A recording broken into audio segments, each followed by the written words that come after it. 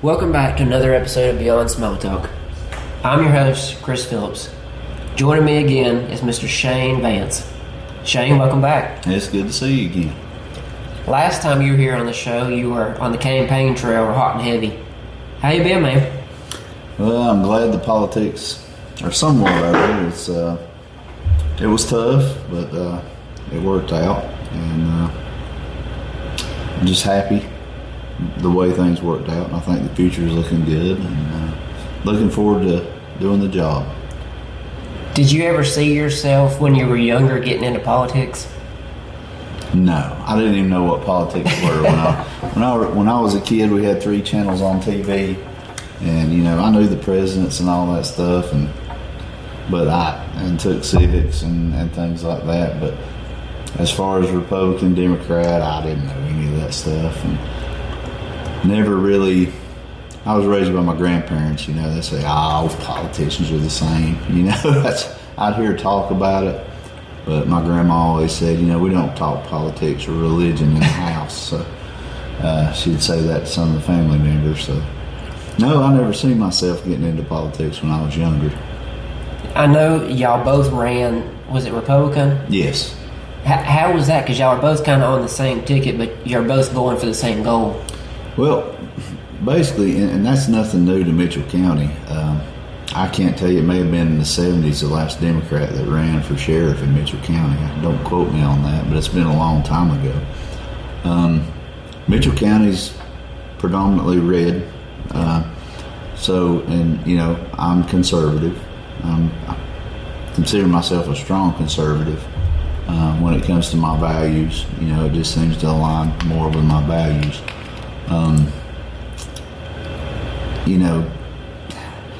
Politics has kind of shifted back and forth.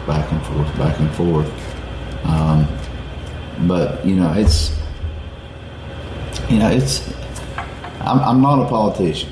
People's call me a politician, but I'm really not a politician. I'm just me. I'm a talker. I like to talk to people. I talk to strangers. I acknowledge people I've never met and stuff like that. But it's been an interesting journey for sure. Well, I know you brought up your grandparents and how much they meant a lot to you. Mm-hmm. What would your life have been like had they not been there in your support system? I would have probably been on the other side of the fence. What do you mean by that? I think I may have went down the wrong road, wrong path. I don't think I would have had the stability. I would like to say that I wouldn't have, but just having stability in the home and having somebody that cared and loved me, and just those old time values and ethics, and it just taught me to treat people kindly, and especially the underdog. My grandma was always a big underdog person. She would go without and let others go with.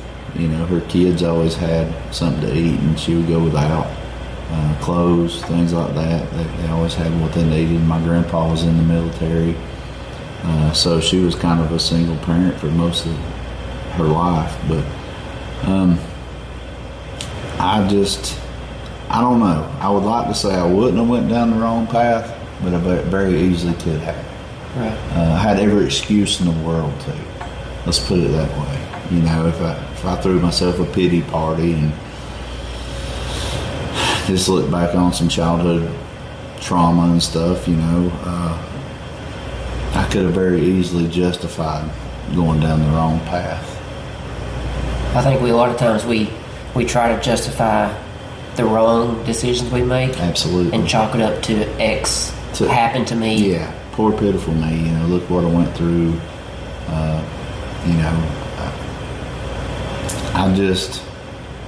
I strive to be the opposite of the things that hurt me.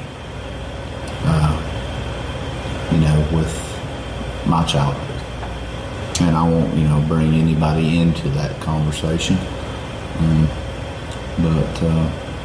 Well, the things that happen to us, they either make you or they break you, and it's really ultimately your decision. Or you can use it as a crutch.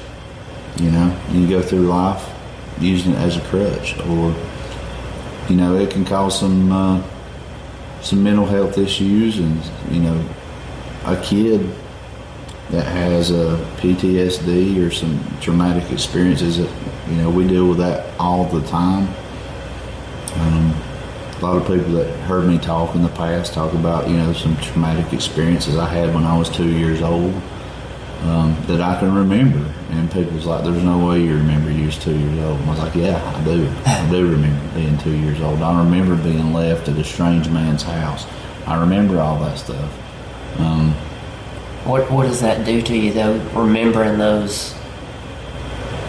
I get kind of nauseated, and it kind of, I just get a sick feeling because I remember crying and being afraid. And the guy kept taking me to a fish tank and showing me goldfish, trying to get me to stop crying. And I remember this just as vivid as it was yesterday. Didn't know this man at all.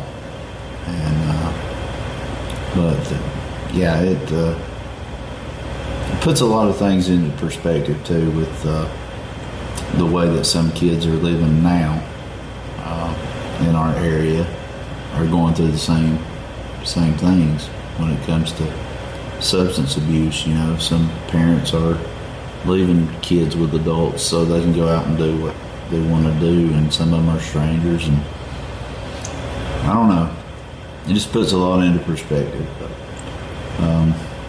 yeah, I don't like thinking about it. I don't like talking about a lot of things in my childhood because it makes me sad. Yeah. Mother's days are hard days. I can only imagine. But my grandma was my mom, but still doesn't replace your mother. Yeah. You know. So I mean, but I wouldn't have it any other way, because I wouldn't be who I am. And talking about who you are today, you got a lot of flack for leaving your hometown and coming back. How important was that experience and exposure to who you've become today? As far as the flack goes, like that I experienced during the campaign, what a lot of people don't realize, I spent most of my career here in Mitchell County. Yeah. 12 of the years of my 25 was in Mitchell County. So, and a lot of people don't know this, and I may have said this before. The reason I left the first time is because my passion was narcotics. That was during the peak of the opioid epidemic. I was losing friends, family. I wanted to do something about it, and I felt like my hands were tied. I was a detective at the time, general investigator. Didn't have time to get out and work narcotics. Place offered me more money to where I could go work narcotics. I took that opportunity because everybody has a niche in law enforcement. That was mine. So you can't give somebody flack over trying to better themselves and make a difference with what their heart is set on. So it didn't bother me that they said that, because I knew in my heart the reasons that I left were good intentions, and my heart was always here. I never moved from Mitchell County. I was here. You were just working elsewhere. I was just working elsewhere.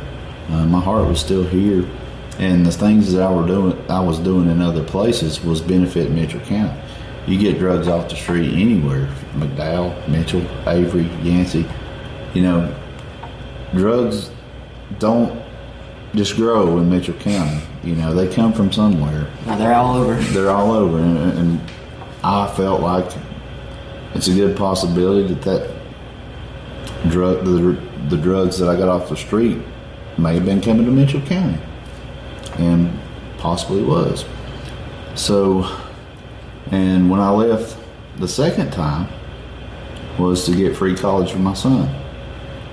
Who wouldn't do that? So, but my heart was always here, and I still lived here. I still donated a lot of time to youth sports and refereeing and trying to be involved. I always supported our high school athletics, and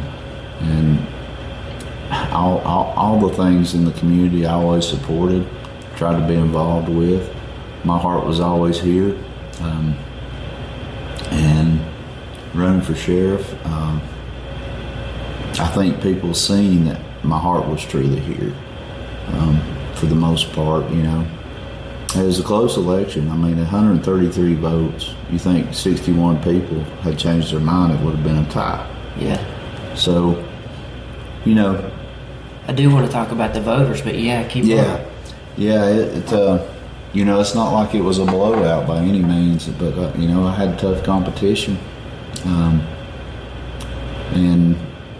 But I feel like it's my chance to prove to people that I was genuine about what I said I was going to do, and I'm already getting some of that stuff in motion. Okay, what's that look like? It's looking great. Oh man, I don't know if you can see. Chill bumps thinking about it, but I've been attending the Freedom Life. Freedom Life is a ministry for recovery, and Mitchell County hasn't been able to get them here because we don't have a jail facility. And I have been to the council meetings, almost every one that they've had, if I have not been busy. And last week they voted unanimously for me to implement the program that I talked about with first-time offenders. If you get a young person that's 18, 19, 20 to 25 years old and gets caught with a small amount of drugs, we can get them counseling and some substance abuse help instead of rolling them into the system. Because once you get that felony on your record, it's a downhill slope because nobody wants to hire you. You get that stigma. You have that X on you. You have that X on you. And 73% of people that get that end up going to prison and never recovering from that. And they all voted unanimously to back my idea. And I was so thrilled. Well, I'm actually in the middle of writing policy for that, to let the officers know who meets that criteria. And so that's one big hurdle I got accomplished.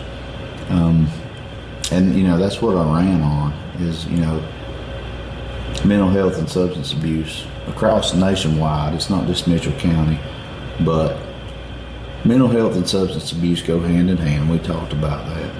You're either masking a mental health issue by using a substance, or the substance is causing a mental health issue. Yeah. So if we can figure out by getting early counseling and intervention and being proactive, and the way that would work is the charges don't go away. There's no statute of limitations on a felony charge. If we catch them with a small amount of, say, methamphetamine, like a half a gram, that they've got addicted to, and they want help, and I pick up the phone, call the counselors for Freedom Life, and we get them on board with that. We put those drugs to the side because it usually takes about 6 months to get it back from the SBI laboratory anyway. So we put that aside and we turn it over to the counselors and let them do their thing. And this is not for repeat offenders. First time. It's first time offenders, because you have what's called 90-96 in the court system, which is a second chance basically. And what you do is you either go through drug court or you go through a year kind of probationary period. If you don't get any more trouble, it comes off your record. So essentially, and I'll have to get with the DA's office on this, essentially you're going to end up getting a first chance without having to go into the court system, and your name, it's an act of Congress to get something expunged from your record. So, and I just feel like making that impact and giving them those options, there is no excuse. They can't say, well, nobody cares. Well, we're giving you that opportunity. We do care. Yeah. We want to see you live. We want to see you do Still good. Squander it. Yes. So that's one of the things. Been looking into grants and things like that. Try to to help with keeping cost off the taxpayers. We're severely understaffed. Not that we've had a lot of people quit, it's just that we're understaffed. We have so many different duties where we don't have a jail. We are acting as deputies, detectives, and doing those daily duties. But at the same time, when we arrest somebody, it's a 3-hour process to take them down the mountain to McDowell, book them, come back up. We're acting as detention officers along with the duties of a deputy sheriff or a detective. So we're kind of double. 2 or 3 roles in one. Yes. And, we can't focus on one task because we're having to be diverted to do these other things where we're shorthanded. And, hopefully that works out and we can get some more officers. I know I think it was last month, I was at a TEDx event, and one of the speakers, forgive me, I don't remember his name, but he was talking about entrepreneurship, but for like people who were maybe offenders, felons, and that people were coming out of the jail system, and people who were trying to establish their own right. And I thought that was so cool because so many people want to own their own business, but all these people are already in business. They already know the intricacies of business. Right. It may be a little illegal, right, but they already know the kind of back ends of business. If they convert that to the right reasons. Right, and that's what he was talking about. You just got to show them how to do all the paperwork and all the stuff and do something they're actually passionate about, because they're already against the 8 ball as far as being given a chance to work. Right. So what are you going to do? You're going to revert back to illegal activity. It's an endless cycle. And that's what he was talking about. He was like, so let's go through these classes, show you how to set up your own business. Yeah. And I thought that was so cool, just not only to give back, but to teach somebody how to progress forward and not to just regress back to what you knew. Right. I can't tell you how many times that I've said, I've known so many talented people that could do absolutely anything, and they chose drugs. And they could be millionaires right now had they used that knowledge that they had for good instead of bad. So many people. But yeah, that's kind of what Freedom Life does, is even with people that do have a record, they help them get stable, back on their feet, a job, transportation. It's going to be a great program coming into this county, and even some housing is going to be available. So kind of like a halfway house kind of. I can't divulge where or anything like that right now, but it's going to happen, and it's going to be a good program. Well, that's awesome that you're bringing that back to your area. It's not just me. It's this group of good people that have started this a few years back. It's a nonprofit organization. We're just now getting it in Mitchell County because we didn't have a jail facility. Right. But our people deserve that too, So, and they were working a little bit with our people in McDowell County Jail, but not to the extent of, they're going to have an office up here. They're going to have a facility up here. That's huge. It makes me happy. And they're in it for the right reasons. And I'm looking forward to it. And it's funny how, I don't believe in circumstance, but it's funny how this came to fruition right when I'm elected. Kind of like everything was aligned. It did. It aligned, and this guy from Freedom Life actually watched one of my live streams and got my phone number.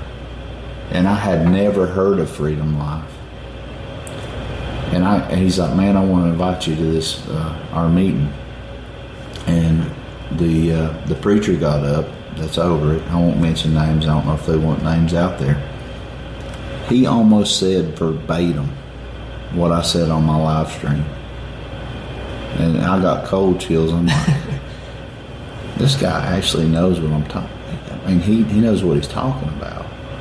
Like, it was almost word for word. And I looked at that guy that invited me, and I was like, are you serious right now? He's like, that's why I called you. I'm like, wow. When you think about it was amazing. The power of social media, be it good, That's what we the need ability to yes. reach out and touch somebody in that way. And I wish that was the standard on social media is for good, but we can use it for good, and we'll do that in the future. And there's going to be bad, there's going to be good and bad, but we can outweigh the bad with the good. So back on the topic of when you left and came back, I feel like the unteachable lesson is experience and exposure, because the more you expose yourself to, the more not only you can grow, but you can teach somebody else what you've gathered along the way. Experience over education any day of the week. Because you can watch something, but until you do it yourself, especially you're not going to retain that. In law enforcement, that's in law enforcement, any kind of emergency services. Unless you've done hands-on, you can teach in the classroom all day long, but until you do it out in the field, you just can't read that in the book. You can't learn that in the classroom. Hands-on experience in multiple capacities within the profession is unmatched. Well, lack of exposure will almost hold you back. Oh, absolutely. Because you only know what you know. Well, you're living in a bubble. You're living in a bubble. It's like us here in Mitchell County. We're blessed to live here. We go to Charlotte more. We see things we're like, wow. But the people in Charlotte are used to that. Yeah. So the more exposure you can get, the more wisdom comes with it, and the more experience comes with it, and situational awareness comes with that. So I think a big thing I picked up on what you just said was the wisdom you pick up. You pick up a lot of wisdom, and I have found out over the years it's so much easier to be nice than to be a ass. I'll let you say it. Yes, it's so much easier. Now, sometimes there's a time and a place for that. Sometimes people will not let you be nice, and they may have had a bad experience with an officer sometime in their life, but we're not all the same. But yeah, that's the biggest takeaways is like the end results. You're going to jail, or we're going to get the job done. So why not make it easier on everybody? Yeah. You came up short the first time you ran for office. Mm-hmm. How much does knowing how to politic come into play when you're running for the office or any office position? Well, there was 6 of us ran the first time, and it was very cordial. Wasn't no back and forth, but I chalked that up to the social media expansion and I had people talking about me on social media that had never met me. They were just listening to what other people had said, and I would actually reach out to them. Hey man, let's meet and talk. Do you think I got a phone call? No. Nobody wanted to meet and talk it out because they already had their mind made up. Predisposed. So I learned that, in the first election, that 9 out of 10 times people's already got their minds made up. I think what made this election so hard is that we were both likable. So people either didn't vote, or I had households come up to me and say, my wife voted for him and I voted for you. We just thought that would be equal because we like you both. Yeah. And it's cool. It's all good. It worked out. I just don't think, most of the time there's lesser of 2 evils. And I don't think that happened this time. I think you had 2 qualified people. And I think you had 2 people that really wanted to make a difference. And I took a different route in my campaign, learning from 2010 when I ran strictly on what I wanted to do, what I wanted to accomplish in this county, to help this county, to make positive changes to this county. I did not divert. I did not divert in any way. And anybody would tell you or anybody else, I never spoke one bad word of my opponent or anybody at that office. First time or either time? Either time. Yeah. Either time. Never did. But this time, before I let rumors get back to me and they bothered me. Well, I was reading it on social media this time, and people think that, I didn't unfriend people, I blocked people. And they think I blocked them because I didn't like them because they were for the other side. Yeah. I blocked it for my mental, out of sight, out of mind. That's a good one. And I could block the negativity out and focus on my goals. I wasn't blocking the people because I didn't like them. I just didn't want to see the comments. Well, sometimes whatever somebody else is saying on the outside, and I know it was all, can alter your vision. It can alter my vision and throw me off, my visions of what I want to do, and throw me off my path and divert me to a bad place mentally. And so I just blocked it, what I didn't want to see. And people would screenshot it and send it to me. I'd be like, please don't do that. I don't want to see this negative stuff. Yeah. I want to focus on what I want to do. And that's how I'm going to run my campaign, and that's how I ran my campaign. And, I just don't believe in hurting people or talking bad about people for gain. That's just not my character. It never has been. Well, I do have a couple follow-up questions on that later on, but what did losing that first time teach you that you didn't understand when you first ran? God's real, because I wasn't ready the first time. And he knew that. Is that more on timing? Timing. Yeah, I only had 10 years experience. I was 30 years old. I would have been the youngest sheriff in North Carolina. I mean, you could have made history. That was a close race, too. Top 3 was really close in that race, and I was actually surprised. But, I was happy with the outcome. I wasn't sad. Yeah. I really wasn't sad. Because I was still young in my career, and I was like, I could still make a difference. I honestly did say I'll never do this again. I did say that in 2010, and that's why you never say never.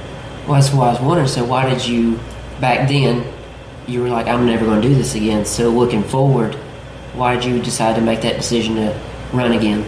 Something just came over me within the timing. I felt like God opened the door at the right time, because the sheriff now had said he was going to run again, and I told him that I would never run against him because of I believe in that's just my ethics. I think I learned from my grandparents, like, you don't bite the hand that feeds you. And he was good enough to me to give me a job, feed my children. Had been nothing but good to me throughout my whole career. And I felt like it wouldn't be the right thing to do if he ran. And I had told him before that I wouldn't run against him. And when he said that he wasn't going to run, I just felt like me being back here in the right timing and the way things worked out with Hurricane Helene, and me coming back from the college, because I told the college, I said, I need to be at home. Right. I need to be with my people. Like, heck with free college for my son. I need to be here. This is what's important right now. And the sheriff reached out to me and asked me to come back to be an SRO. And I just feel like, and that's when he hadn't decided whether he was going to run again or not. He had decided that he was going to run. Yeah. So, I didn't come back here thinking I'm going to run for sheriff. I came back here thinking, well, I'm going to retire as SRO, and he's going to be sheriff for as long as he wants to be sheriff. And when he said he wasn't going to run again, I felt like it just came over me. Like my heart was just heavy, and I prayed and I prayed and I prayed, and I talked to my wife, talked to family members, and all signs pointed to do it. And I did it. And I just feel like it was timing, God's time. Sometimes timing's more than just forcing something. Because when you force something, you either, it isn't going to pan out, or you're going to get a big wake-up call. That's exactly right. That's exactly right, and it was just meant to be. That's what I tell everybody. Close margin. First time the North End's ever outvoted the South End. It was just meant to be, and I just feel like that God put me where I needed to be at the right time, and here we see it. I'm curious because I've never been as far as like in the politics, as far as being in the elections. What would be like the barriers to running unopposed if somebody didn't run against you? That's the goal as a politician, as a sheriff. I don't even like using the word politician. It's like a 4-letter word. But as a sheriff, the goal is to do such a good job that nobody runs against you. That's my goal. Wouldn't you want a little bit of healthy competition? No. No? No. I want to do such a good job. And that would be so fulfilling to know that people see that I have worked so hard to do this job that they're like, hey, we're happy. Yeah. And you never know. I mean, somebody might come out and run. They might have the same thoughts and feelings that I had, and who can fault them for it? Right. I'll never fault anybody for having it in their heart to serve. Never have any animosity toward that person. I'll still be me. And that's one thing people say, I'm me today, I'm me tomorrow, I'm the same me every day. No matter who you are. Right. I treat you the same every day. So even if I'm having a bad day, I'll hide it. And I'm like I'm having a good day. Well, I feel like a lot of people in like the fast food or like the younger generation, if they're working, if their day's going bad, they don't know, like the people on the other side of the counter, your customers, they don't know how to quite put that happy face on just to kind of mask it just enough. Right. Like, because not everybody needs to know what you're going through. That's true, yeah, you're right. And we do a lot of masking, as men especially. We're not supposed to show weakness. We're supposed to be strong and never let anything get to us, but men carry a heavy burden. It's all right for women to express their emotions, and but men, we gotta hide ours most of the time, and it gets heavy. But everybody's got a battle. Everybody's fighting some kind of battle, and we got to remember that as human beings. When we lose our temper with that worker that's on the other side of the counter, or the Walmart employee. We got to remember we don't know what battles people are fighting, because every single body is fighting a battle of some sort. And I just try to tell myself I don't know what they're going through, so I try to be nice. If you fast forward to 2026, where were you when you initially found out that you had won that election you were in? Got a picture on my phone. I'm not going to show it to you because I'll cry. But we all met at the city drive-in.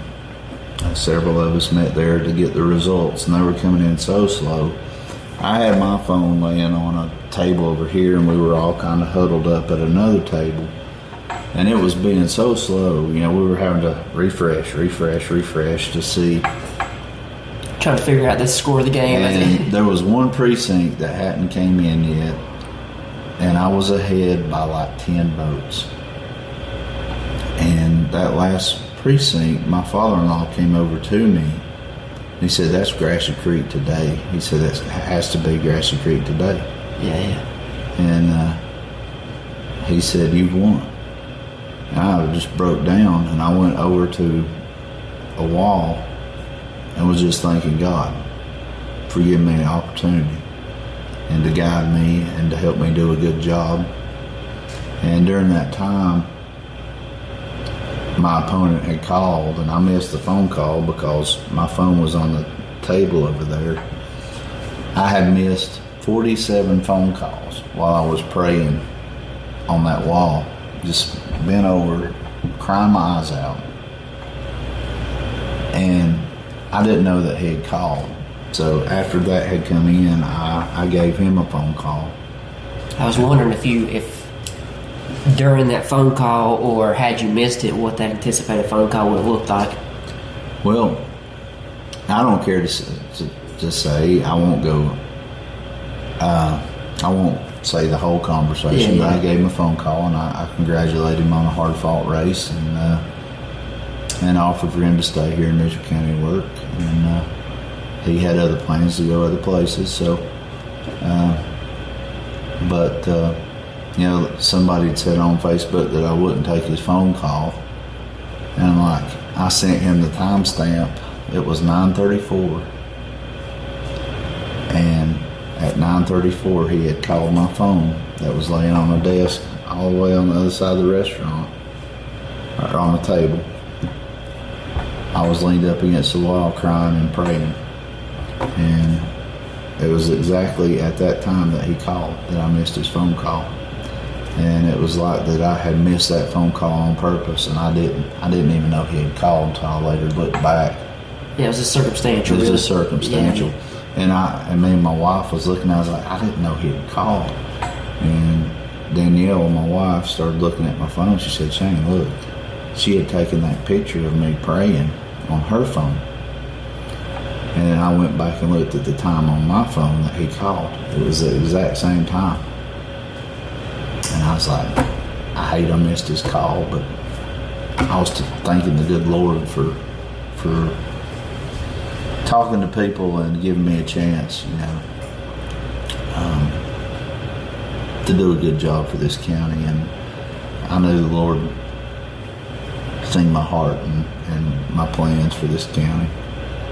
But I thought that was I don't know how, he must have found out the results before I did, because they hadn't come in. My father-in-law just told me that's Scratchy Creek, because he did the math in his head. Yeah. And so that's when I went and started praying and crying and thanking the good Lord. So that's how that shook out that night. I told you, I think maybe you asked me how I would react if I won. Yeah. It was 10 times heavier than it was like, I don't know how to explain it. It was it anything? Fear, relief, joy, and sadness all at the same time. It was just like all the emotions that had built up over the 6 months of the campaign just went all at once. Yeah. And I know I didn't sleep a wink that night because my emotions were just so running wild. Well, it's sort of like when you're playing pickup ball or the softball team and you get picked first. Yeah. It's kind of like those emotions. You're like, y'all picked me first? Yeah, it's kind of like that, yeah. How did it feel knowing that the people had actually believed in you enough to trust you and lead them? I think that's what filled my heart the most, is that people genuinely seen me and genuinely seen my heart and are entrusting me with their kids, our neighborhoods, our schools. They're entrusting me to keep them safe. And that means so much. I know it's a lot of responsibility. And I always said, if I do what's right over what's popular, I'll be fine. Because I'm not going to make irrational decisions. I'm one of these people that sit back and think about it before I make a decision. I don't just go on a whim. Yeah. But our schools and churches and communities, like from the north end of the county, I've heard a lot of people say, because I'm from the south end, we're not going to have any patrols on the north end. Listen, the north end means as much to me as the south end. They're going to see more patrols up there than they've ever seen before. And, I feel like everybody deserves that safety. Well, yeah, because you can't just, wherever you're at, whether it's New York, the Carolinas. You can't just focus on one spot. People deserve patrolling and business checks and Protection. Protection, I'm going to treat them just like I do here. I got family in Poplar. I've got family in Beuladine. I've got family in Glen Eyre. That they mean as much to me as any other part of this county. That's one thing I've heard that people's worried about, but that's nothing to worry about. Trust me, we're going to do saturation patrols on the north end of the county, south end of the county. I'm going to have zones. We're going to check those zones nightly. I've got some good plans for that. They need not worry. They're going to have law enforcement. Well, you won the election, but I want to step back for just a moment and talk about the people who actually participated in the elections. In 2010, when you initially ran, there was 4,640 people who voted in total. In 2026, that number fell from 4,000 to 4,308. Why do you think fewer people are turning out to vote? Because of the division that it's brought amongst on a national level. And I honestly believe because not only on a local, but totality, that people actually believe their vote don't count anymore. And to a certain point, I agree with that. Of their reasoning of thinking that. I don't agree that their vote don't count, because it does. But I understand why. And, there was so much controversy with the 2020 presidential election and controversy in past elections that people don't trust the system. And they don't trust that they're being represented, by government. And I get that to a certain extent, lowest voter turnout in a long time here, especially on the south end of the county. But was record numbers on the north end of the county. But I think that it's on a national level, and it's to the point and also it's culture. Like, you think it's more generational? Generational. Like I don't, and I think that's what helped me a lot, was knowing some of the younger generation that got out and voted this time, because of me being at the schools and me coaching and me having kids about that age, and I was able to get the word out and get some people to come and vote for the first time. And that means a lot, that I was maybe the first person they ever voted for. And there were some people that showed up just to vote for me. They didn't leave, they didn't vote, they checked one box and left. And that meant a lot to me, that they had that much confidence in me. But I truly believe, because it does get frustrating. I mean, you look at the world and what's going on in our country, and you're thinking, I don't feel represented.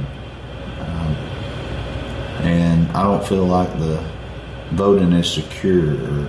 And you wouldn't believe this, how many people believe if you register to vote that it automatically puts you on the jury duty list. I thought that for the longest time, to be honest with you. People didn't want to register to vote because they didn't want to sit in jury duty. And I'm thinking, that's a civic duty. That's a privilege to be on jury duty. And odds are you're not going to sit on the jury anyway. I mean, the odds are like 1 in 150 if you do get called. So, I mean, I don't know. That blows my mind. I think voting's very important, especially on a local level. It's so important to get out and vote. Well, all those are kind of intricate parts, from the local to, your state government, and then the national. It all works hand in hand. It's a trickle down from federal to state to local. But you get your most representation from your local leaders, because you're interacting with them every day. And I think that's the reason I think it's the most important, because can you pick up and call President Trump? Can you pick up and call your congressman and get them, or do you get a secretary? Well, here in Mitchell County, you pick up the phone and call your sheriff. You can call your county commissioners. You can call your mayor. you can have direct contact. You can go meet with them. Odds are you or I are not going to be able to go meet a senator or Donald Trump. Not very typical. No. So, and you can express your opinions and they can be heard more on a local level. You can write letters to the president all day long. I'm sure there's somebody that reads them for him, or they may go in the trash can. I don't know how that works. Somebody's seen him. I don't think it's him. Yeah, probably not. But what's the topics? I don't like that less people are getting out to vote, because we need that more than ever. Because I'll tell you, the country's not headed in a good direction right now. And the reason for that is it used to be the majority rules, and now it's the loudest rules. Whoever can make the most noise. Whoever makes the most noise rules. And we tend to be a little meek. When I say we, conservative party, we tend to be a little meek and quiet. And the loudest gets heard. And we sit back and we watch it. But I've also noticed, though, and it could just be my observation, sometimes the loudest in the room ain't always the most intelligent person in the room. That's true. But if you got 5 loud people in the room, you'll overpower that one intelligent. And you got a board of people sitting up there and they just want it to go away, you give in just to shut them up. Right. So. Well, what do you think it would take to get more people interested and involved in voting? That's a great question. I really think, it's education and the educational system. When I took civics, Harry Anderson was my teacher, and he expressed, and the wartime generation is dying out. That generation that fought for our rights to be able to vote, World War II veterans, the women that fought suffrage, to have females be able to vote. That's kind of dying out. Females tend to cling more to that right, and they get out and vote. Yeah. Because they know what people went through just to get that right. Education and just expressing that, yes, your vote does count. And you don't realize how many people suffered, how many people died to give you that right. And, a lot of times things ain't going their way, or they're not liking the way government's running things. They're the first to whine about it, but they didn't go vote, Well, yeah, how can you say you don't like something, but you didn't even throw an opinion in there, you can't. Peacefully? And I've actually heard people say, well, I didn't vote, so it ain't my fault. Well, yeah, it kind of is your fault, because, you didn't voice your opinion. And you didn't, you got to stand on something, especially in a republic, like we have here in the United States. It's a privilege to vote. Why do you think there's so much division in politics? And why does it seem like there's so much of the focus on coming after the other person, instead of what it seemed like you just ran like a campaign focusing on your goals? Well, it goes back to whether it's just local or federal. Right. It goes back to not talking politics at the dinner table. Is as much as we'd like for things to be that we all think the same, we don't. We all have different opinions.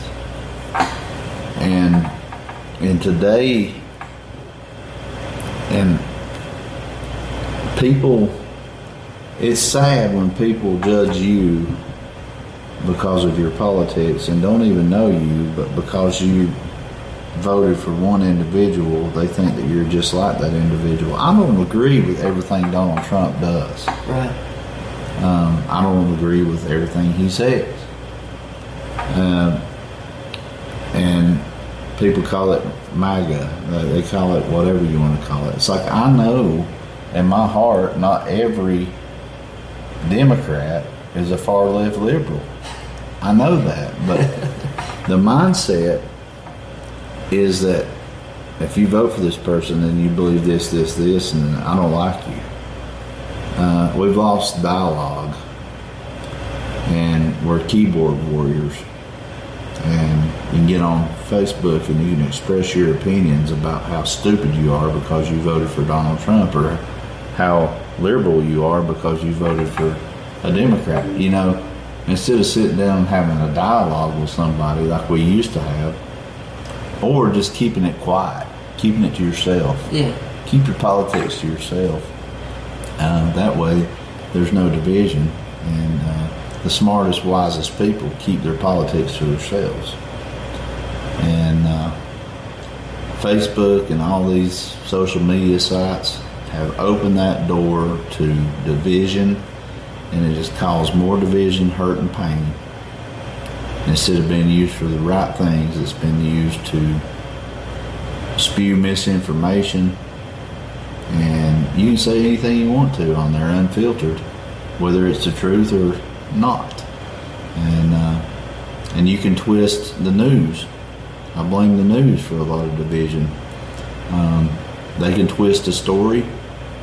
Police officers had targets on their backs for years because they would put little segments out of a certain narrative that never happened. And then you find out later on, after the court trial and all that stuff, no, the body cam footage showed something completely different, but the damage was already done. You know, law enforcement's image and some officers was hurt or killed because of the media putting out something before they got all the facts in line. And that's the reason when I say something, I very rarely watch the news or I very rarely turn the TV on unless I'm watching some golf videos or something on YouTube or something. But were you either over-informed or you're misinformed? That's exactly right. And me, I've gotten to the point in my life, unless I've seen it with my own eyes, I don't believe it. And I'm not going to have an opinion on it, on a person or a situation, unless I was there and seen it with my own eyes. That's just you can't take things for face value unless you've seen it with your own eyes. That's the person I became. Well, do you think people have lost sight of the fact that you can disagree with somebody but still be their friend, still be their coworker, still do X? I have people that I love dearly and would do anything for that are different on a different political realm than I am.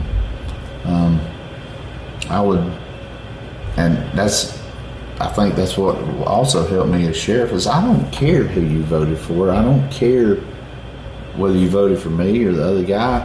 I'm going to be the same. I don't care. I'm going to treat you the same. I'm going to treat you like a person. I'm going to care about you and your family. I don't hold grudges.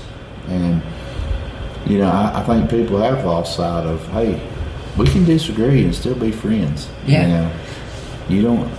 Just because my values aren't the same as yours doesn't mean that we can't get along.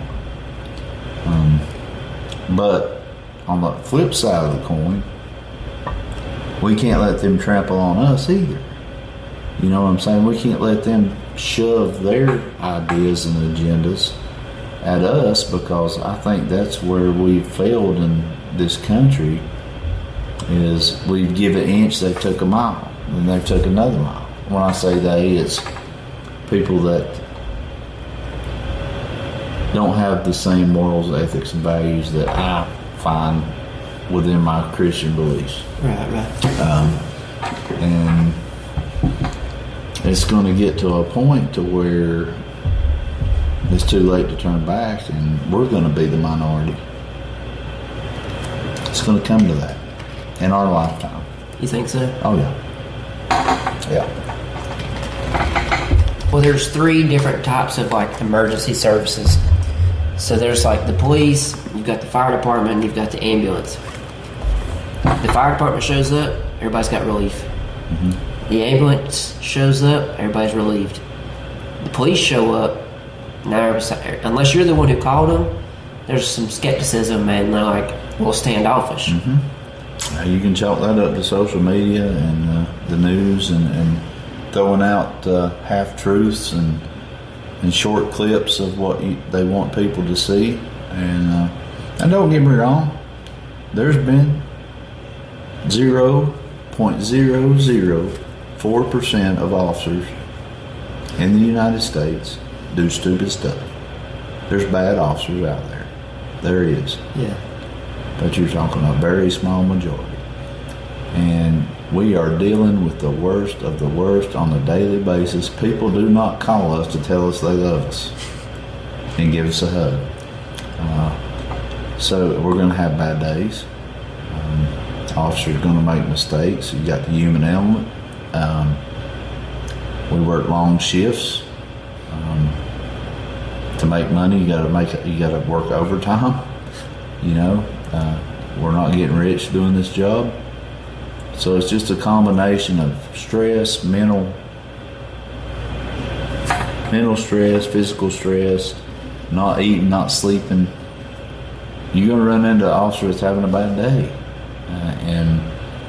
They can't. Is it professional? No, but you're a human being. We're not robots.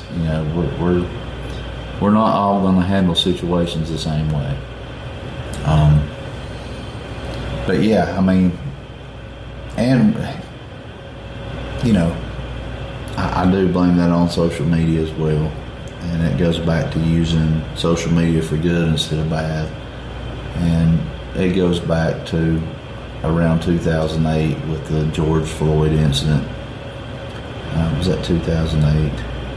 Trying to think. It's somewhere around that time. It was during the Obama administration that we kind of got a target on our backs, and they bunch us all up in one.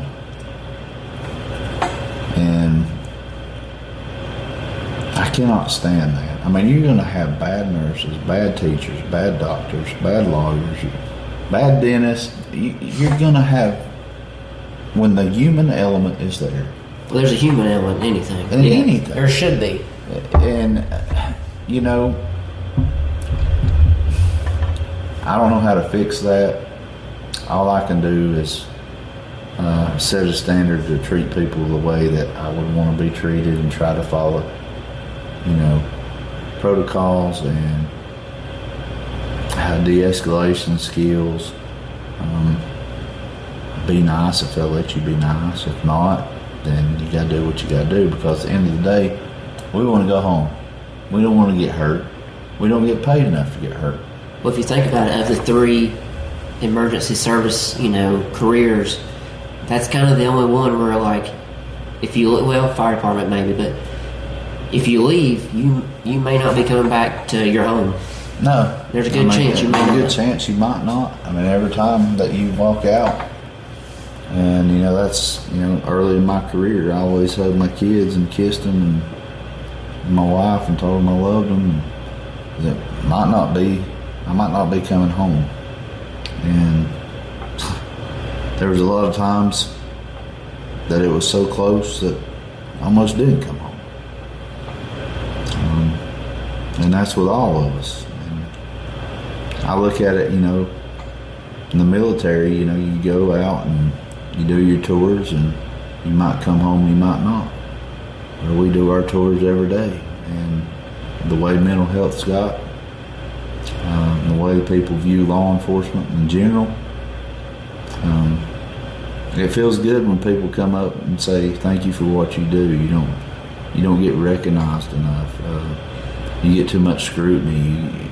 We appreciate everything. That means a lot to us. Yeah, of course. And we appreciate when we deal with individuals that are cordial and understand that we're just trying to do our job. We appreciate that. And that goes a long way with us when we do have to do our jobs and take them before the magistrate. We will tell the magistrate they were cooperative and very cordial. And that goes into a lot with bond, If they're just spitting on us, cussing us, kicking us, threatening us, we're going to tell the magistrate that. And we don't wake up in the morning and say, hey, I want to get spit on today, I want to get kicked in the face, I want to get hurt, and we don't draw names out of the hat and say, I'm going to pick on this person today. It's all coincidence, you know. I mean, people call us for a reason. And that's those videos that divide us so bad is nobody ever says why the cops was called to start with. They think we just showed up. They showed up on that scene to start beating this guy up. Somebody called. Somebody called the cops, you know. Yeah. He did something before this. Like, we don't just show up and just start swinging, you know. He did something for the cops to be there. So, and they leave that part out. How can, I mean, you bring a good point though. How can law enforcement build, you know, a better trust in communities, whether it's local or the state level? You got to involve the community. How does that happen? You have to have community meetings, get the community involved, community watch organizations, town hall meetings. They need to know the officers on a personal level.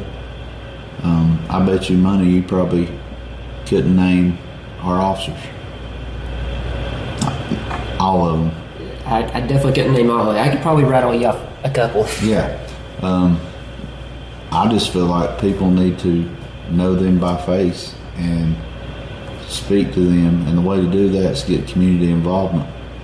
And because it takes a whole community to hold things together, because we are understaffed. And if we can involve the community, you know, building community center, if we can have meetings at fire departments and invite the communities in to express their concerns and get them involved, and have hotlines and things like that, and if they get to know us on a personal level and have conversations with us, there's more likely to be trust there. Yeah. And a rapport, and they spread that word to their family members and say, hey, I met this officer today, he's really nice, he's got 3 kids, a good guy, you know. Gotta break that ice. You gotta break the ice with the community, and you put a face with a name, you know. We're not just a badge number, we're humans. And so that's something that I want to implement, you know, is having town hall meetings and going to these community centers and inviting the officers and churches and things like that. And a lot of churches do. They give us Bibles and invite us to church services for law enforcement appreciation. I think that's a great thing, because people get to lay eyes on us and know who we are. Just building relationships is how you close that barrier, and you do it through community works. One of the growing topics, and I've noticed this on social media and hearsay, is the flock cameras. Oh God, you had to say it. Oh. But there's been a lot of pushback surrounding flock cameras and their use. What are your thoughts on the benefits and the drawbacks of using flock cameras? I'll put it like this. At first, I had no idea what flock cameras were. I'm still a little curious, but... And so I did research. Okay, I didn't do research at one place. I researched multiple places. And I got to see how they worked. I got to see them work in a good fashion and save some abducted children and things like that. I understand that people think that they are being constantly surveyed, but they are not being constantly surveyed. It's not mass surveillance, okay? We're not watching these cameras 24/7, and nobody else is. And I found that out, and I used an analogy with a guy that asked me the other day. I said, look, the border was a big deal, right? Mexican border. Yeah. What if we had a tool to be able to tell us who the gang members were and who were the ones who just want to come to work? What if we could tell that and just scoop up the gang members and put them where they need to be in prison, or send them back El Salvador, whatever. What if we had a tool that we could do that? Well, that'd be pretty cool. That's what a flock camera does. Okay? A flock camera is not looking for your average citizen. They're looking for people that are here to do bad things or have done bad things. If you haven't done anything, we're never going to see your tag. We're never, unless we're standing on the side of the road so you drive by, we're never going to search your tag. And you know, they think that it's mass surveillance. No, this right here is mass surveillance. This is mass surveillance. People say, well, you can choose to carry that. Okay, go without it. I want to see you go without it and be able to function, be able to pay your bills, be able to call people that you love and care about. Go without it. Well, you can control the location services, locations on it. No, you can't. This phone, if you cut location services off, it can still be pinged. Well, you got to have a warrant to do that, people say. Yeah, warrant takes me about 5 minutes. And people that you don't want to have your information can get in these. And they can pull your social security number, your bank's information. I'm sure you got Apple Pay. I'm sure you got all that stuff. Everything that you've ever bought online is on there. Pictures of your kids, you put that out there for everybody to see. Your cars in your driveway and where you live. But we're worried about something that takes a picture of your tag. It's nothing more than me pulling behind you and running your tag, and it gives me your insurance information, which insurance companies already sell that information to other insurance companies because they want your business. Yeah. It tells me your address, which I can Google your name and find your address and your phone number. How instantaneous is that happening? Like if you run up behind a said vehicle and you run their tag? I have the read back in 10 seconds. Yeah. That's wild. And it will tell me if your vehicle is stolen or have warrants. If you have warrants, if you're the registered owner. It's no different than that. The only difference is we search more tags by running tags, by getting behind you, and there's a suspicion there that something's going on. You may be weaving or you may have a headlight out. Then we are searching on these flock cameras. These flock cameras are only used if you disappear. If you disappear and we don't know where you are, we're going to put your vehicle in flock. We're going to share it with the states and say, Chris is missing. We got to find Chris. Okay? We're going to be able to see where you last hit that camera. We're going to know what direction you were going in. And hopefully the surrounding areas are going to be able to locate you by us putting it in there. It has to be entered in there, in the flock system, for us to be able to find you.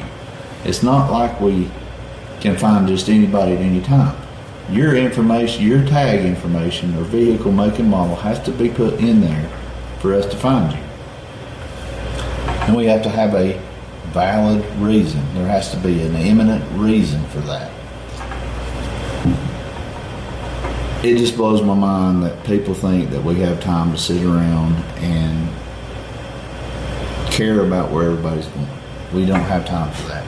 And it blows my mind that people think that the government don't already know your information. They already know your information. From the day you're born, you're stamped with a social security number. Well, unless you go off the grid, just vanish. Like, you got your tracking history, your spending history. Yes. What you buy at the grocery store. Well, yeah, and when you go buy this phone, you finance it. You give your social security number out. That your social security number is, you can't do anything without a social security number. You can't own a home, you can't own a car, you can't have insurance, you can't do anything without a social security number. So, yes, there has been misuse in bigger departments of like 100 to 200 officers where these flock cameras have been out since 2017. If you got Charlotte Mecklenburg that's got hundreds and hundreds of officers, and you give them all access to this thing, the flock, and you give them free reign with no oversight, one of them quits, okay, or one of them's fired for some reason, and you forget to take them off that system, and they still have access, and they track their ex-girlfriend or their wife using that access, and then they're later charged for that. Some people cited that, I think a lady, I can't remember which state it was going to have an abortion, and that state had used flock somehow to track this lady to another state where abortion was legal, and then arrested her for going to that. Was that misuse of flock? Yes, it was. I mean, but we're not doing that here. And you're talking about, there's been over 50 instances of misuse of flock out of over 150,000 cameras and over 4 million officers. 50 out of 4 million. Seems like pretty good odds, I take. Yes, and if you have oversight and you minimize the amount of people that can enter stuff in there, if we use it that way and have an audit trail and oversight over who can use it, I have no issues with flock if it can save one kid. And I told someone else this: Roblox, all these other apps that these kids are playing with that they shouldn't have, and they think that they're talking to kids, they're talking to some 40-year-old man that means evil intentions, and they're using technology to lure kids in. So why can't we use technology to be able to counter evil? Yeah. And we're going to have to. And people argue that it violates their Fourth Amendment right. You have no right to privacy on a public highway. No right to privacy whatsoever if you're operating a motor vehicle on a public highway. You have a right to what the contents in your car and what is on your person. But what an average person can see on your vehicle, you do not have a right to privacy. Even on your person, when you walk into Walmart or you go anywhere down the street, you're being surveyed. There's cameras all around you. In the building or just? In the building, in Walmart, they can zoom in on you, see whatever they want to see. In neighborhoods. Yeah, I mean, and people's talked about putting, flock cameras being in parks, watching children. Well, there was an incident not long ago where a woman was assaulted, we'll put it that way, at a biking trail, and they were able to capture the guy that did it by using the flock cameras. Those are Raven cameras, but they're by flock. We don't have those here. We're not, and I don't want those here.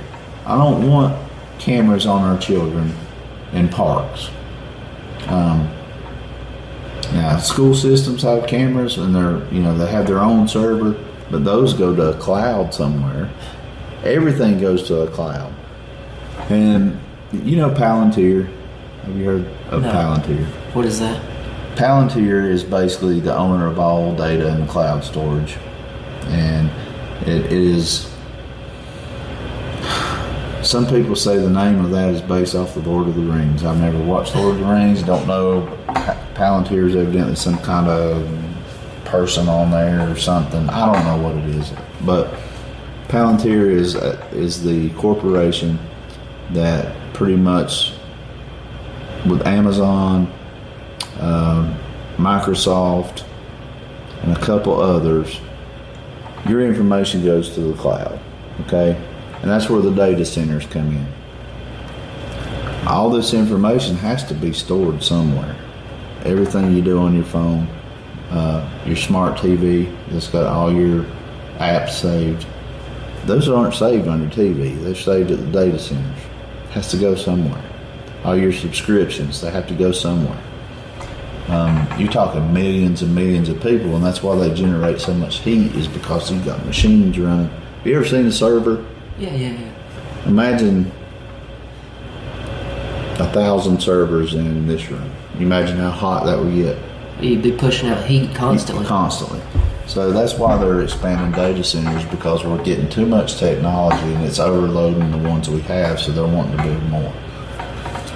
These flock cameras, they go to a data center and it's purged out every 30 days. Like, if a person's been missing for 30 days and we get that you've been missing for 30 days, we're not going to see that on flock because it's been past 30 days and already been purged out. So, is that useful, like cycle of time? Too short? It is. It's a safeguard that your information is not stored forever. Yeah. You know what I mean? And some people say, well, they're selling our information. No, they're not.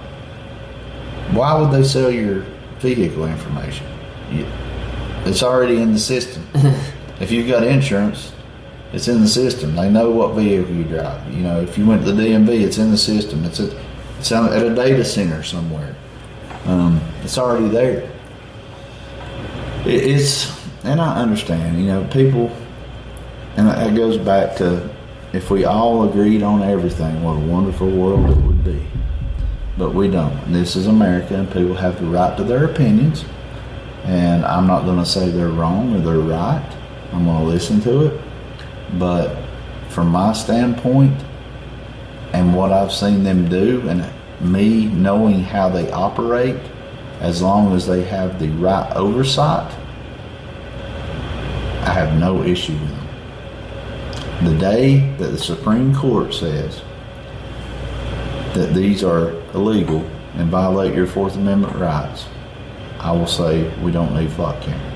Yeah. But it has always been that you have no right to privacy in public. You don't. It's these First Amendment auditors. You've seen those people? No. That like to stand on the sidewalk and film public places. Like public officials, sort of? Yes. Yeah. Those are First Amendment auditors. And the reason they're allowed to do that is because they're standing on public property and they have the right to film. Okay. What's the difference in that and having a flock camera on a public right-of-way? You just took the human element out of it, but yeah. The human element is an officer that we can possibly save somebody's life if we need to use that within 30 days. It would be no different than us. Flock also makes a dash camera. When we get behind your vehicle, it automatically reads it and gives us the read back. So we're reading every vehicle while we're driving down the road.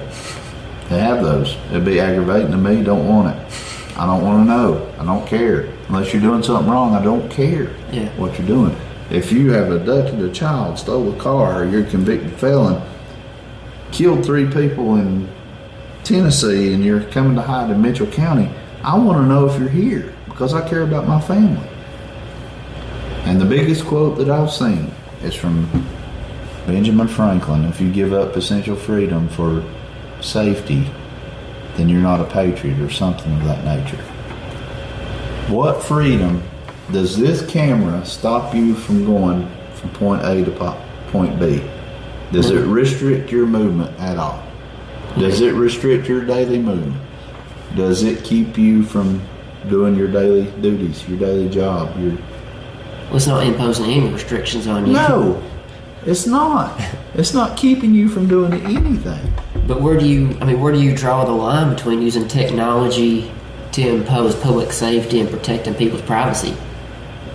When you start using it to wiretap people's phones without proper warrants, or you start using cameras that can look into your windows in your homes without proper warrants or proper procedures.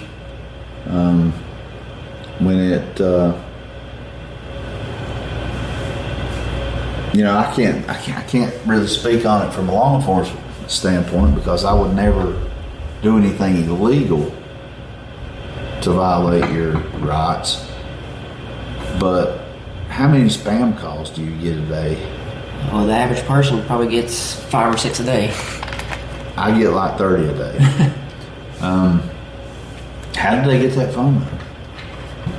How did they get your information? They even know your name. They even know what kind of vehicle you drive. We see that you got a 2020 whatever. Your warranty's expired. How the heck they know? They sell your information. So I can't think from a criminal standpoint of how that would violate your rights, because I'm not a criminal. But as far as a law enforcement standpoint, the safeguards are in place. I'm not risking my career to violate somebody's rights, because they've got to understand this is a career. I'm not throwing it out the window to violate somebody's rights. Yeah. Because that's the quickest way to get canned. And a lot of people, that these officers are obviously getting caught that have done wrong, so there's some oversight to it, and they're losing their certifications and they're getting charged. So what's the issue? And that's because an ex-wife or somebody complained, or somebody that is over the audit trail seen, why is he tracking this vehicle? Because you have to have a reason. Yeah. It's not for traffic stuff. Like, just because you don't have a driver's license, I'm not going to put you in flock. If I know that you're revoked, I'm not going to put you in flock.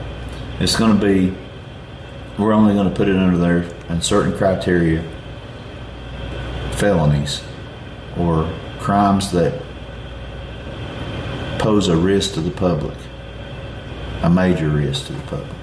It's the only time. And you minimize the amount of people that can put stuff in, not that can access it, because you can access it but still not search people. When it's like your Ring camera at home. If we've got a missing child from Tennessee and Tennessee puts it in to the flock system, and we're logged into flock, that vehicle will pop up and we will know that it's in our county, and that will send us straight to that vehicle to where it was last seen.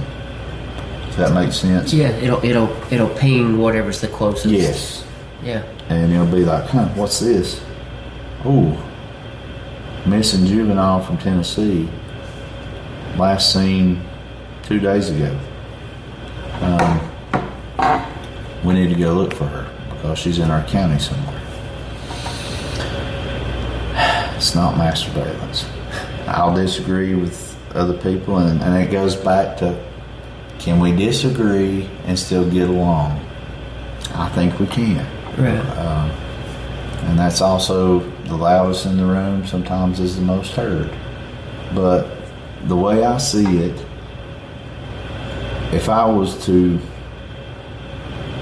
give in to the naysayers, which is a small percentage of people that think that these violate rights, when it's 40 Supreme Court cases that said they do not, and a kid goes missing that next week after I cut ties with flock, and that family says, I wish we had those cameras. That's something I'm going to have to live with. Yeah. And that's just how I feel about it. But something comes up and it changes my mind, because I was skeptical at first, because I really thought that you could just look at anybody.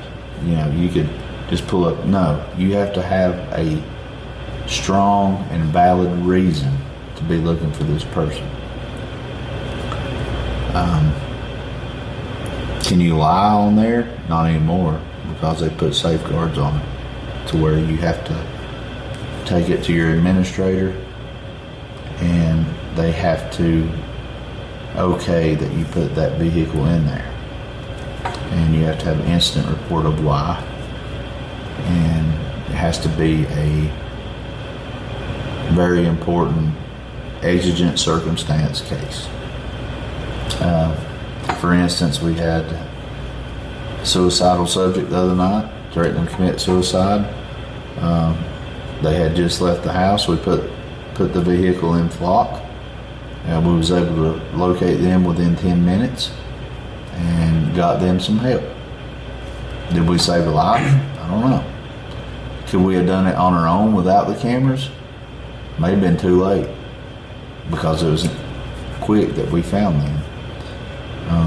But that's a valid reason to put it in if somebody's life's in danger. Oh, yeah. And that's what they're used for. Well, you talked about the skepticism. And I'll hold that standard. Well, you talked about the skepticism part, and one of the guests that I had on here during the early days was Josh McKinney. Yeah. And he talks about how education is the cure for fear. So if you just look up some of the stuff that you may or may not know about, do a little research on your own. I promise. The problem with that is if you have your mind made up, you're going to cherry pick what you believe and what you don't believe. But to educate the facts, if you're actually educating yourself the right way, the facts will be the facts. Some people don't know the facts. You can put facts right in front of some people's face, and they would argue with that fact. That's just the society we live in right now. It doesn't matter how many facts you put out there. If it doesn't meet their agenda, they're not going to like those facts. I mean, you go back to Charlie Kirk. I mean, yeah, he was harsh, but he put out factual information, and some people hated him for it. And he stood on what he believed. He stood on what he believed, and he had his opinion. He went to college campuses and he voiced his opinion. And was he harsh? And some people disagree. Yeah, that's their opinion, and that's fine. I have no opinion either way, but that was his right to do what he was doing. Yeah. But he would lay out factual information, and people still wouldn't listen, and it ended up, ultimately costing him. But I don't know. It's like the truth hurts. The old saying, "Truth hurts." Yeah. It does, and especially if you don't want to believe it. If you got your mind made up, you're not going to change people's minds. I mean, if you got it right there in front of them, they're going to say, "Nah." You can educate.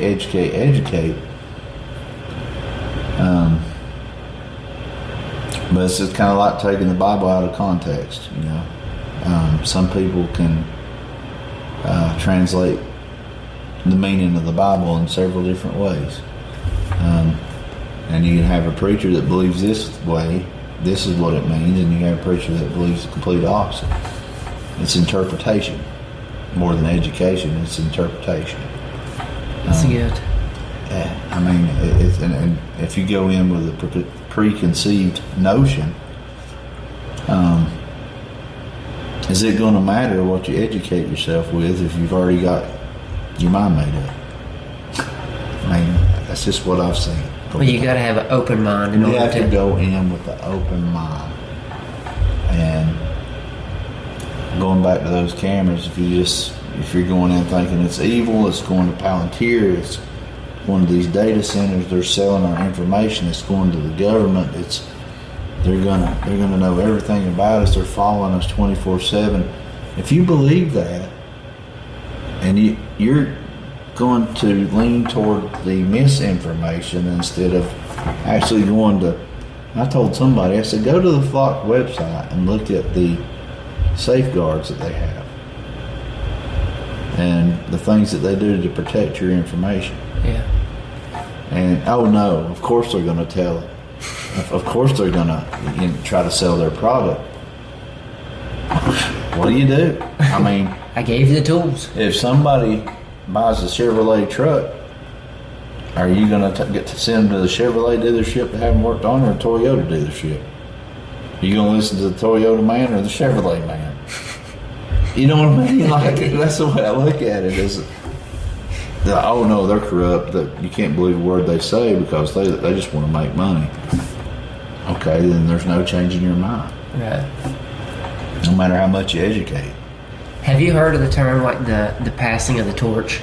Yes. Because I think you come in, you said November-ish. December the 8th. December. So what does that passing of the torch you hope to look like? I hope for it to be a smooth transition and for, any grudges, ill will, or whatever to be put aside, because I've put it aside. Not saying that exists, because a lot of the guys didn't know me, have gotten to know me now, and see what my plans are and see that I'm genuine. Well, I mean, as far as like for the person that's in that position. Are you talking about the current sheriff passing the torch to me? Yeah, sort of in that way. It's got to be a hard situation for him when you dedicate 43 years of your life to something. I mean, literally, every day that man has dedicated his life to this job. It's got to be tough. I hope that he has faith in me.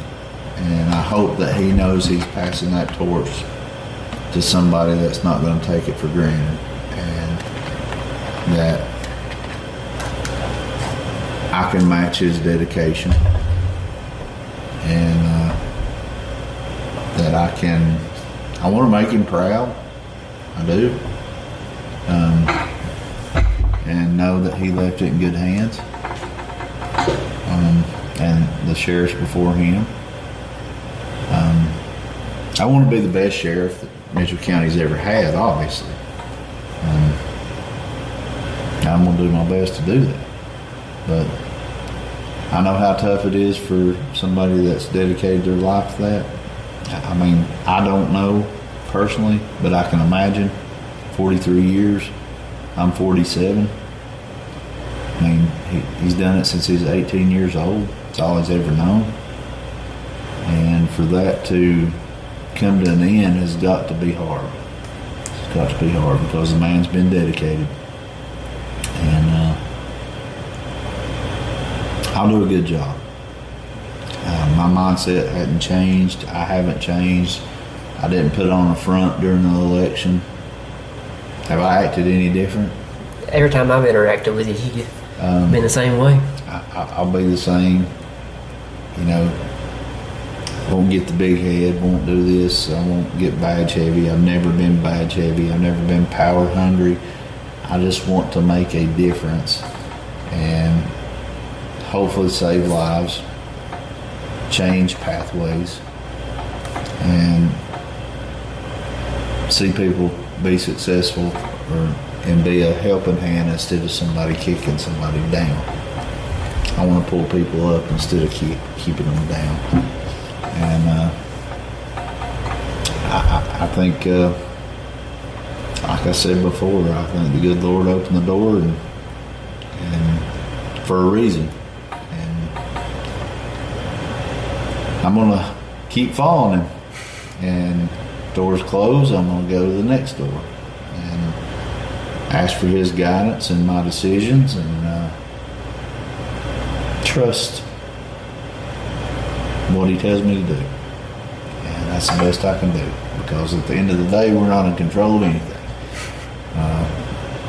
We can't go in it blindfolded. We have to go in with an open mind, open eyes, and I'm one of these people that I'm open to criticism. I can take criticism. The biggest thing is not letting negativity get to me, and that's hard because you're not going to make everybody happy. You're not. It's like these flock cameras. I've already made some people mad at me because I am for them. The only way that I would be against them is if I seen them being used the wrong way. In my county, in this county, if I see them being used the wrong way, but that's not going to happen because I'm going to keep an eye on it, and we're going to continue to keep an eye on it and limit the amount of people that are able to put stuff in there. checks and balances, accountability, structure, following through with my promises, and that freedom life thing that I told you about earlier. That's what I ran on, is substance abuse and mental health. So that's what we deal with on a daily basis, and it's huge in law enforcement. And got to be proactive. Can't be reactive all the time. You got to be proactive. A lot of times we come in after the fact. We need to get ahead of the situation. So that's where I'm at. I appreciate you having me again. Yeah, of course. Shane Vance, thanks for coming on. Thanks for having me. And look forward to being your sheriff. Hopefully for 12 years, God willing. Hopefully. I think it's going to be good. I really do. I have a good feeling. Ladies and gentlemen, Shane Vance. Man, it was awesome. Thank you.